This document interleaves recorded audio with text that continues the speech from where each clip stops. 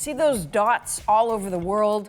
Well, they represent brand new cities springing from the dirt, purpose-built places designed to house, in some cases, up to 10 million people. These are new master plan cities with customized economies that promise a smart, green future. Basically, what you're looking at is a development model for the global south. To call them ambitious is understating it. They are intended to create jobs, curb pollution, and cultivate a healthy middle class. So that's their sell, but what's their story? Canadian professor Sarah Moser travels the world trying to figure that out. Tonight, we follow Moser for a look at the real face of this future. Here's the dispatch. Ooh.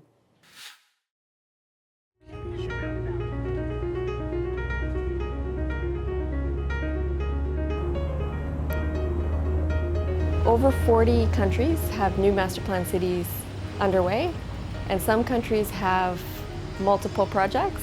So Malaysia is one of them. It has at least 5 new city projects on the go.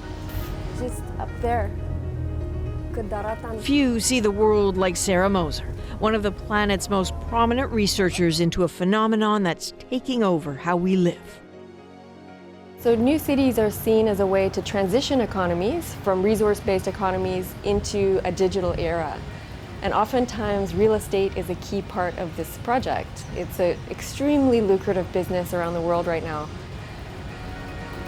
This is big money.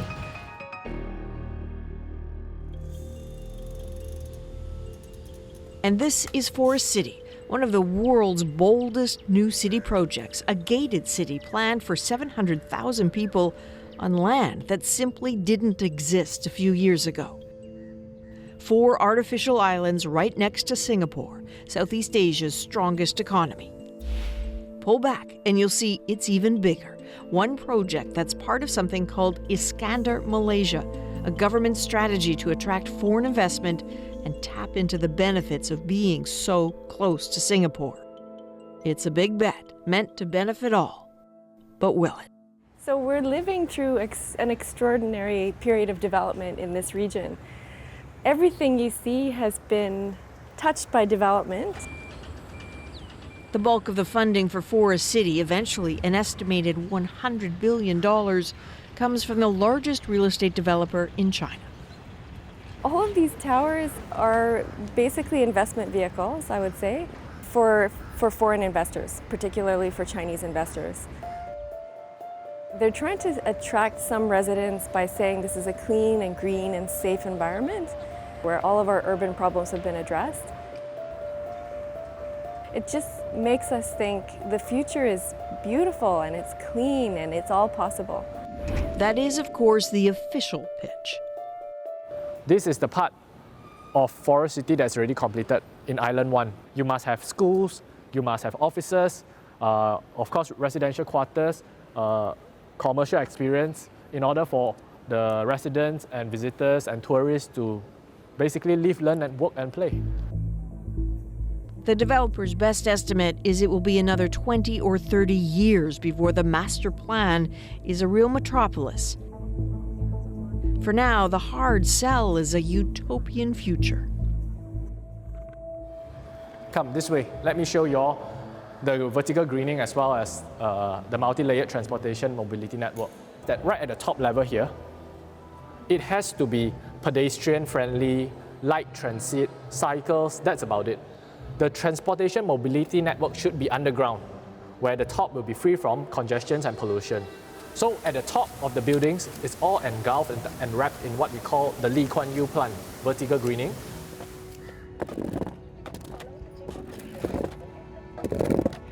It's a little jungle path. Moser's research means spending time absorbing what the places actually feel like, how they look and sound, how they function, where they fall short. Think of it as constantly checking the reality against the publicity. She's done this in new cities in Qatar, Saudi Arabia, Indonesia. This is her 3rd trip to Forest City. All of this is what you see when you are an investor tourist coming to Forest City to see if this is somewhere you want to buy a property. So this is showtime. This is Forest City putting their best foot forward. How are you? Yeah, fine. So you buying something at Forest City? Yeah, we already bought. Did Yeah, you? Yes. Oh, 3 years ago, this is the phase one that we purchased. Yeah. Is it finished? Yeah, finish is completed. Yeah. And so do you live there? I'm not live here. Yeah. Because I believe the price here in the future will be very good. Yeah. So you'll sell at some point? Yes. The expansion of real estate as an asset class is something we're seeing in the last decade or two globally. And it's really driving a lot of these new cities that tend to be focused on the creation of real estate. And the difference between creating real estate for people and real estate for investments is really an important distinction. So it's not necessarily creating family housing that's so badly needed. It's creating maybe one-bedroom condos that make for a very nice currency in real estate transactions.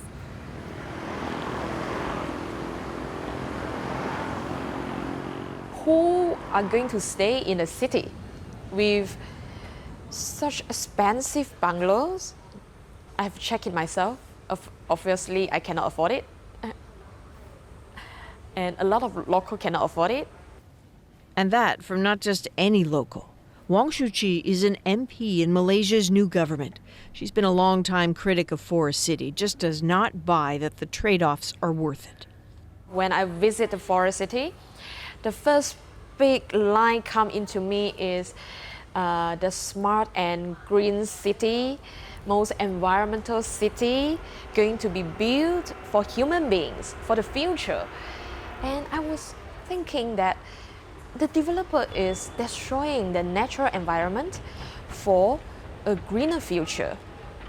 How ironic it is. Land reclamation is by no means a new phenomenon in Asia, and it's key to much of Malaysia's coastal development. But it's the scale of what's happening now that's unprecedented, and there are consequences. The cost, of course, is our mangrove. It's just next to this reclamation site. The mangrove is the natural protection on shore for our land. And since we are losing a lot of them, the cost is going to be big for the next generation.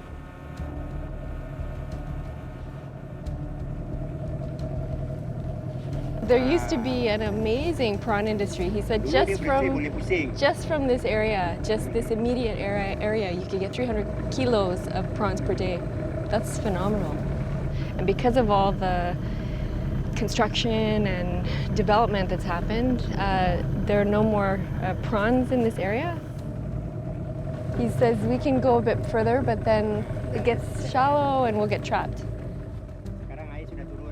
All the sand movement from Iskandar Putri and Putri Harbor, all these mega developments nearby, stirred up too much sand for the mussels and the clams and the shrimp. Everywhere you look, there is sand. So there's sand being poured onto beaches, there's sand being poured into the water to make more land, and then all the concrete around you uses sand. It's a very hot commodity for all development, and given the pace of development globally, this is a really significant issue, where the sand is coming from and who are the communities that are being devastated. The Seletar people don't need much convincing of that. Their traditional welcome offered to Moser and these strangers from afar before detailing just what all this development means to them. Since 2012, they've been fighting to have their rights to this land recognized, to not have to move, to make way for Iskandar Malaysia's development plans. Money generally is important to people, but to them, it is the land that they require, the land and the waterways, because these are people who live by these waterways, and they also want to make sure the heritage goes on. That gets harder as development encroaches on daily life. Standby chair, can you see? 24 hours throughout the night, they are moving up and down. Every day? Every day, every day. Every day? Yeah. This was the area where they've been fishing and earning their livelihood. With the reclamation work and the mountains of sand which has been put all by the villagers, it has drastically affected the waterways. Their income levels have reduced very drastically over the years. The Selatar argue they should be able to stay, want to try to live alongside the developments and still, somehow, secure a future for their traditions. As always, how that will actually work is still murky. Fact is that much remains a mystery about how these developments will perform. What's clear is change comes quickly, and yes, it brings schools and jobs, but also unease. Even Malaysia's new prime minister talks of being uncomfortable, fearing a loss of sovereignty. China is now the biggest foreign investor in Malaysia. Chinese investors are making urban mega developments across Malaysia, and within Iskandar, Malaysia, there's Danga Bay, there's Princess Cove, and other kind of condo luxury compounds.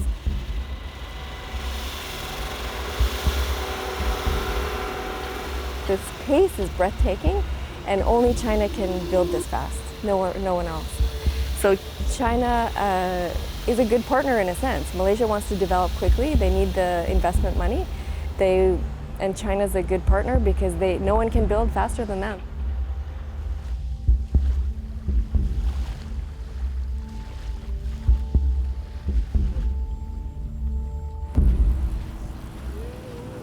Hi.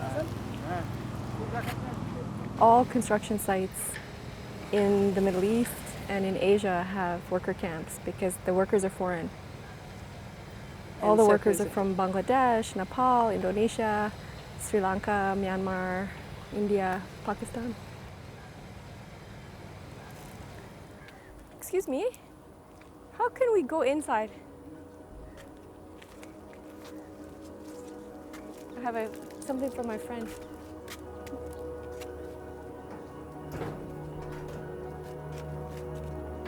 Oh, it's good.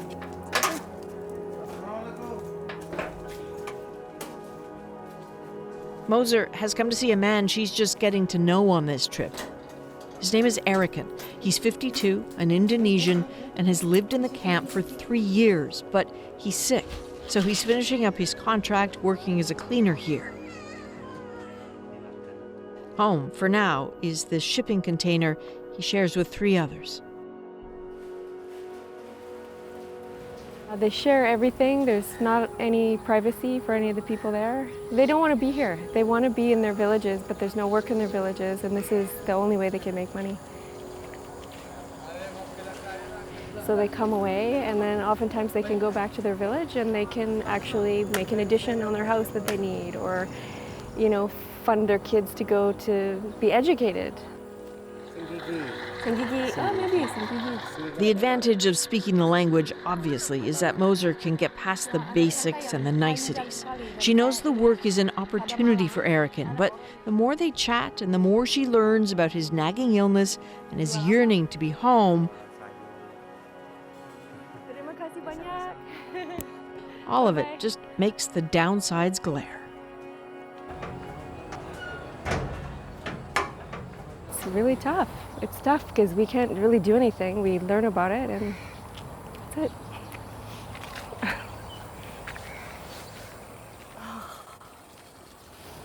It's a tough living situation. They're far from their family. They don't necessarily speak the language of all their neighbors, so it's lonely, I think.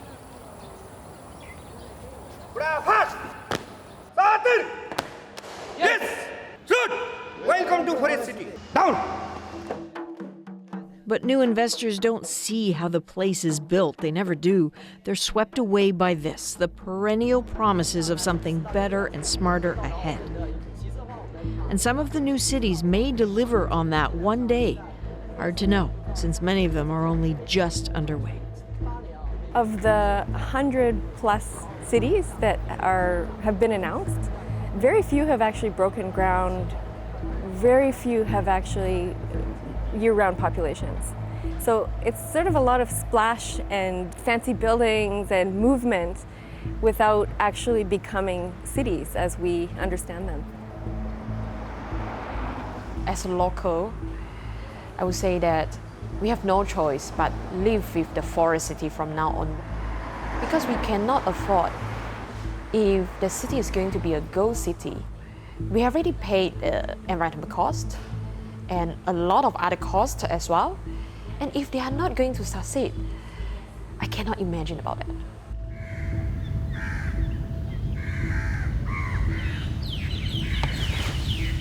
Do we think that the Earth's resources should be spent on empty condos? Are empty condos in cities, empty houses in cities good for communities? These are all kind of questions we have to ask ourselves as we confront this issue. At what point is there sort of a threshold where you cross and you're actually not gaining much benefit and you're losing a whole lot?